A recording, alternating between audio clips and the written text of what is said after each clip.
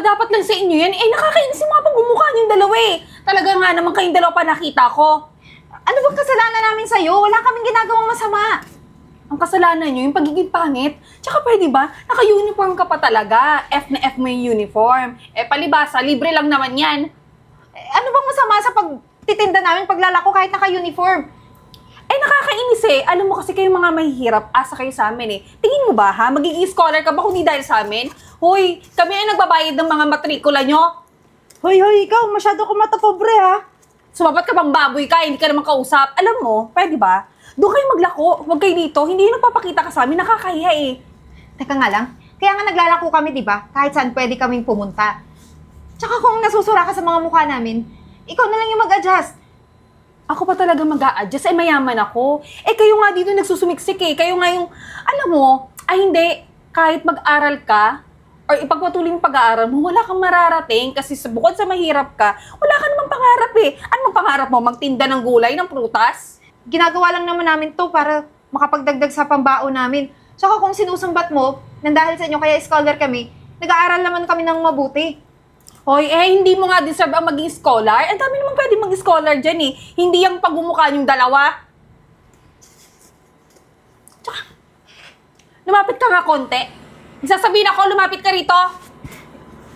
Ayoko. Baka kung anong gawin mo sa akin. Ah, ganun. Ayaw mo. Hoy! Hoy! Ano ba? Ano ba? Ano ba? Hoy! Hoy! Anong ginagawa mo? Anong ginagawa mo sa anak ko? Mami! Eh, kasi siya eh. Una niya akong sinaktan eh. Hoy, ikaw! Huwag kang sinungaling ha! Ikaw yung nanguuna dito ha! Hoy, kayong mga anak ng squatter, ha? Pakalat-kalat kayo rito, tapos anong ginawa niyo sa anak ko? Eh, hindi naman po namin siya inaano eh. Siya po yung nanguna. Siya po yung una ding nanakit sa akin. Hoy, ate, pagsabihan mo po yung anak mo! Pinalalabas mo pa na anak ko ang may problema? Ha? Eh, totoo naman po. Anong totoong sinasabi mo? Eh, kita ko nung sinasabunutan mo yung anak ko. Ma'am, alam po namin mahirap lang kami. Pero alam namin kung saan kami lulugar. Alam namin na hindi po maganda yung nananakit ng ibang tao. Eh, ba't mo ako sinaktan kung alam mo mali? Palibasa, bobo ka. Hoy, ikaw ha! Ikaw yung nangungunang manakit sa kapatid ko ha! Tingnan mo, mami, naambahan pa ako. Ang tatapang nyo, ha? Hindi nyo ba alam kung sino tamang kaharap nyo? Ha?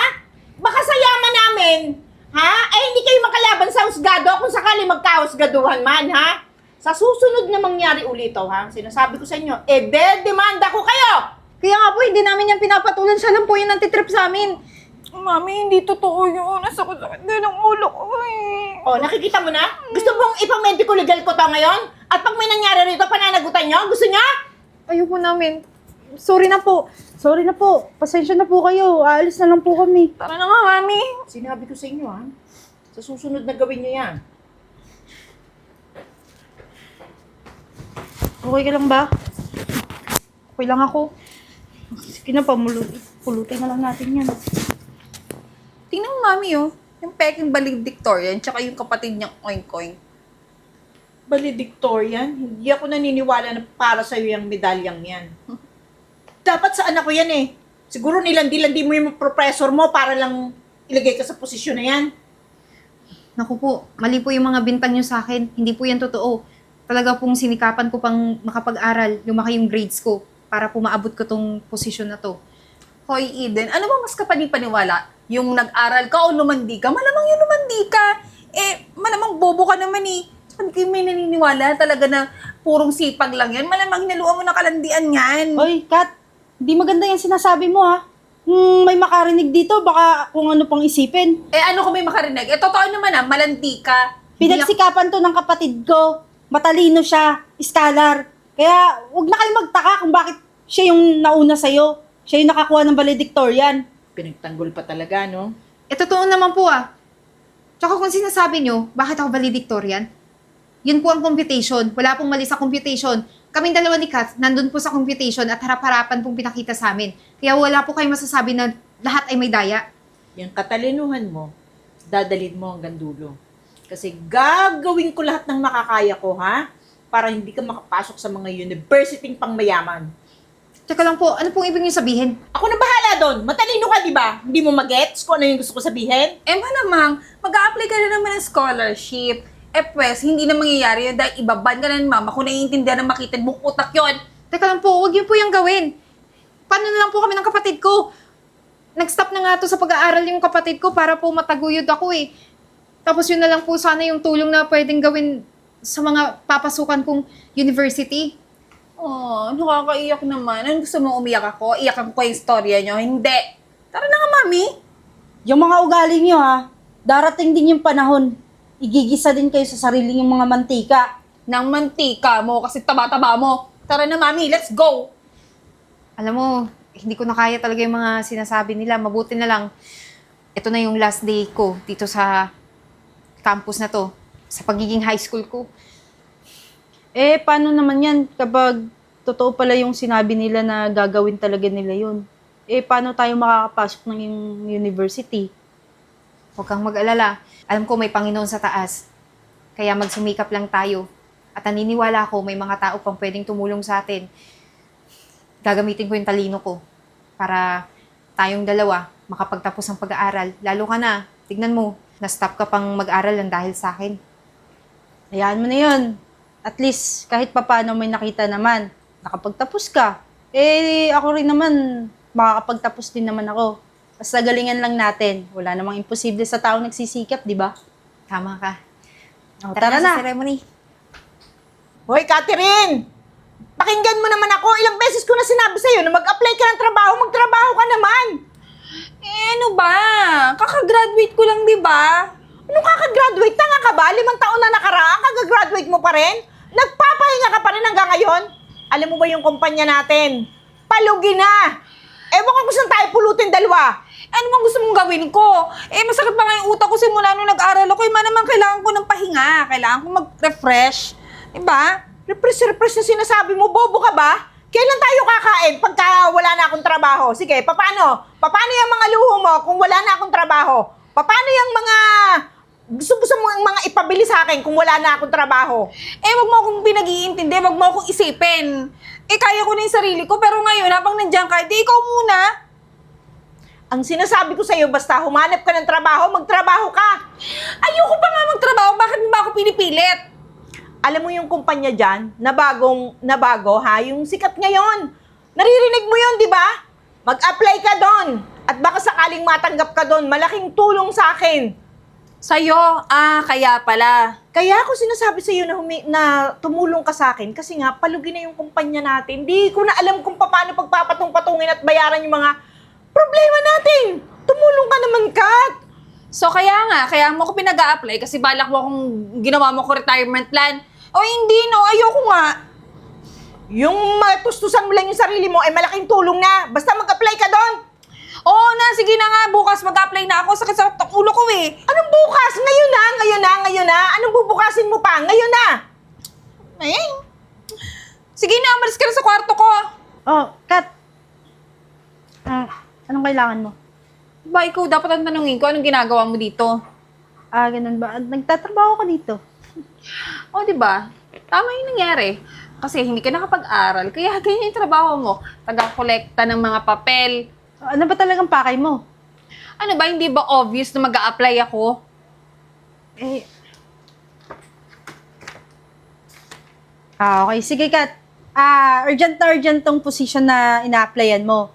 Kaya diretso ka na lang sa CEO para malaman mo agad kung anong resulta ng pag-a-apply. Aba, malamang. Obvious naman na makakapasa ako eh. Ang galing-galing ko kaya. Tsaka yung credential ko. Aba, nag-aral na naman ako sa mamahaling university. Tsaka akin na nga yung resume ko. Baka mag-amoy tae pa.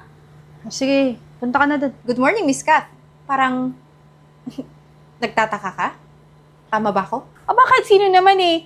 Eh, sino bang pag-aakalang CEO ka na? Sa bagay, tama ka naman dun. Kasi akala mo naman, di ba, hindi ako makakapag-aral ng college. Dahil binlacklist niyo ako sa lahat ng university. Dahil binayaran niyo sila. Dahil makapangyarihan kayo nung oras na yon. Pero, heto tayo ngayon. Nandito ka sa sarili kong company. So, sa CCTV pa lang, pagpasok mo pa lang dito, kitang-kita na kita. Kaya, sinabihan ko yung kapatid ko na tumiretso ka dito para for interview. Pero, hindi ko naman ibig sabihin na i-interviewin kita para ma-hired ka. Nandito ako para ipamukha sa'yo lahat ng mga kamalian na ginawa mo sa aming magkapatid. Eh, yun na naman ang kaya mong gawin eh. Ipamukha sa akin na kesyo ganito, ganyan. Pero hello, wala naman talaga akong balak mag-apply sa company nyo. Inutusan lang ako ni mama, no? Ayun na nga eh. Kasi nabalitaan ko din, napalubog na yung company ng nanay mo. Pasensya na. Gustuhin ko man na saluhin yon kasi sayang yon. Napakalaking investment yun para sa akin. Pero sa pag-uugali nyo, hindi ko kayang saluhin. Kaya, eto, okay na ako ngayon. Masarap na sa pakiramdam na nakita mo anong success ang meron ako, pati yung kapatid ko. Eh di congratulations. Tignan mo, Yvette, ito yung sales natin ngayon. Panigurado, next month nito, mas lalo pang lalaki. Nako, good news na good news yan. Alam mo, ang galing-galing mo talaga, no? Kalain mo yun, dati naglalako lang tayo. Ngayon, dito na tayo. Hindi lang yung paglalako yung natutunan natin. Siyempre, humawak na rin ng company. Alam mo, kung hindi dahil sa ating dalawa, sa pagtutulungan natin, hindi natin to makakamit. Tsaka, syempre, dahil matalino tayo, ginamit talaga natin sa mabuti. Hindi lang yon, mapagkumbaba din tayo at masipag.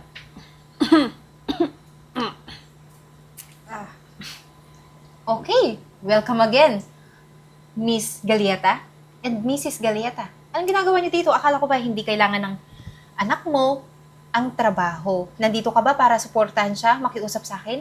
Ay, hindi. Pumunta talaga ako dito. Kasi alam mo na medyo tagilid yung kumpanya ko.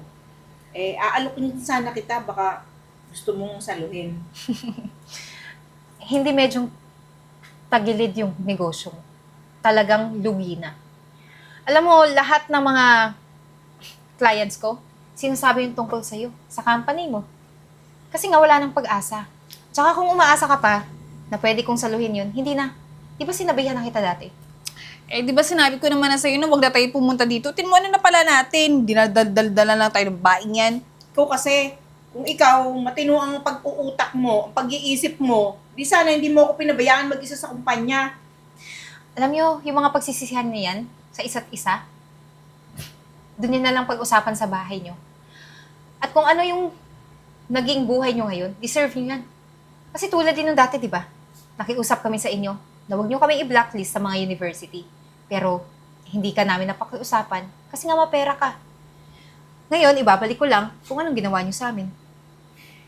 Kaya, pwede ba umalis na kayo? Kung hindi, baka mademanda ko pa yung trespassing at makulong kayo. Dami mo sinasabi. Aantayin ko rin ang pagbagsak mo. Tara na nga!